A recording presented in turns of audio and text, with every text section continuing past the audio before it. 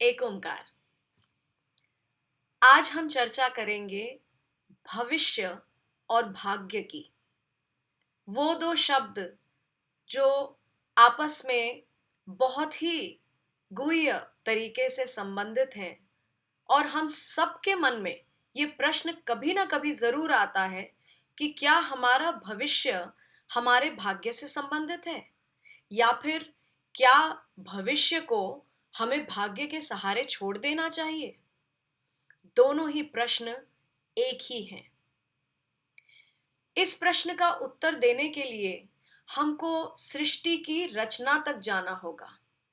जब से सृष्टि की रचना हुई तब से भूत, वर्तमान और भविष्य एक लय में बंध गए, और जैसे जैसे हम अपना भूत जीते चले गए और वर्तमान में आते गए, वैसे वैसे हम भविष्य की चिंता करने लगे।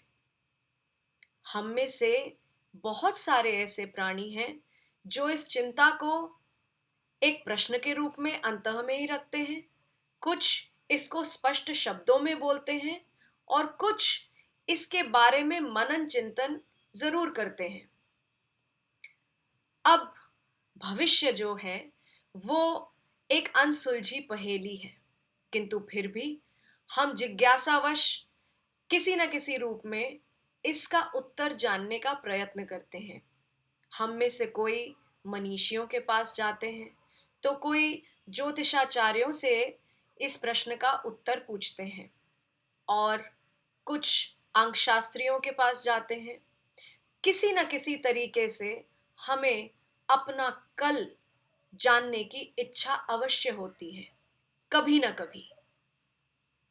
इसका एक सरल उत्तर श्री कृष्ण ने भगवत गीता में बहुत ही स्पष्ट रूप से कर्म को प्रधान कहकर दिया कि कर्म ही सबसे उचित है और कर्म ही प्रधान है।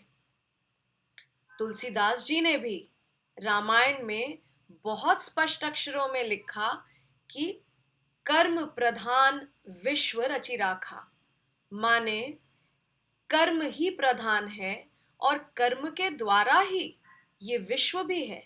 माने हमारा विश्व हमारे ही कर्मों से जुड़ा है। तो देखने जाएं तो हमारा भविष्य भी हमारे कर्मों से ही जुड़ा है, किंतु फिर भी हम इतनी आसानी से नहीं मानते। प्रश्न हमारे अंदर निरंतर चलते रहते हैं, और ऐसा ही एक प्रश्न मां कुंती ने श्री कृष्ण से भी पूछा था कि हे केशव, मैं मानती हूं कि कर्म प्रधान है, किंतु मेरे पुत्र इतने ज्यादा पारंगत होकर भी और पुरुषार्थ एवं विद्या दोनों में ऊपर होकर भी क्यों दुर्योधन से पीछे रह गए। क्यों दुर्योधन, जो कायरता और कुबुद्धि से संबंधित था, वो राजा बना। श्री कृष्ण ने इसका जवाब भी कर्म के रूप में ही दिया। असल में हम सबके संचित कर्म हमारा प्रारब्ध लिखते हैं, किंतु हमारे क्रियामान कर्मों के द्वारा हम आगे के कर्म लिख रहे हैं। माने अपने आज के कर्मों से हम अपना भविष्य लिख रहे हैं।